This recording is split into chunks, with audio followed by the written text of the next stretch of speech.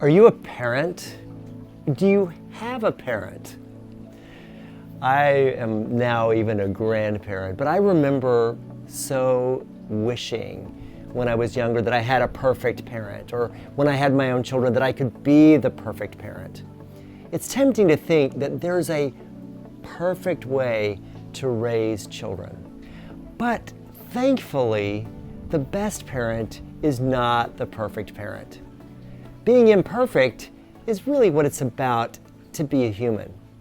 There's a researcher, a pediatrician, psychoanalyst by the name of Donald Winnicott, who was born in the late 1800s and did a lot of his research in England. And he looked at the dynamic between moms and their children, dads and their children. And what Donald Winnicott found is that the best parent is what he labeled the good enough parent, the good enough mother. This is the parent who is reasonably available, reasonably affirming and attentive, reasonably attuned to the child's needs, wants, wishes, and feelings. But Donald Winnicott found out that to be overly available or affirming or attuned was not really the best for a child. That for a mom to be reasonably affectionate and affirming to her child helped the child to feel comfortable in his or her own skin, but helped the child to learn to look elsewhere for affirmation and affection and attunement. If you can imagine a couple of ladies sitting on the sofa talking as their children play with blocks. And let's imagine that one of the moms has a child who's trying to build a tower of the blocks, and the tower continues to fall. Now, the woman who's trying to be the perfect parent might rush in immediately to say, "Let mommy help you," to avoid the child's feelings of frustration and failure as that tower topples. But it turns out that holding back, allowing the child to experience failure and frustration, is really a good thing. Winnicott coined the term optimal frustration, because the child who experiences frustration and maybe even reaches out for help, the mother who is effective will encourage the child to try again, to give it another chance, to push harder to accomplish the task at hand.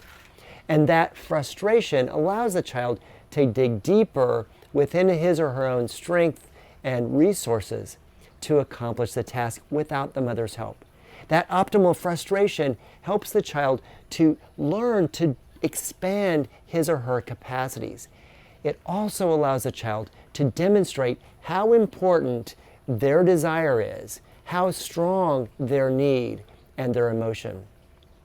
Even in our relationship with God, God does not show up as we would wish. He's not the perfect parent. He doesn't always respond when we call. Even when what we're asking for seems to be profoundly good, he often delays. He allows us to experience frustration. And sometimes it's because what we're asking of him, we actually need to access from within our own bodies, our own strengths, our own spirit and mind. At other times, he's withholding so that we acknowledge just how important this ask is for us. He tells us if we seek him with our whole heart, he will be found. And the best parent waits until the child is wholehearted in pursuit of a goal before lending full support. When my oldest son, Adam, decided to go to law school, I wanted to make sure that that was his full intention before stepping in to offer the assistance that I could. Each of us has an opportunity to be of assistance, to render aid to our children and those around us. But frustration is not always a bad thing. And trying to be the perfect friend, the perfect partner, the perfect parent is sometimes a recipe for disaster. With God's help, we can be good enough as parents, as partners, as friends and associates. But we look to God to fill in those gaps. And we trust him to be good enough for those around us, so that our failures and their frustration will forge a deep and enduring bond with God, who turns out to be just perfect for us.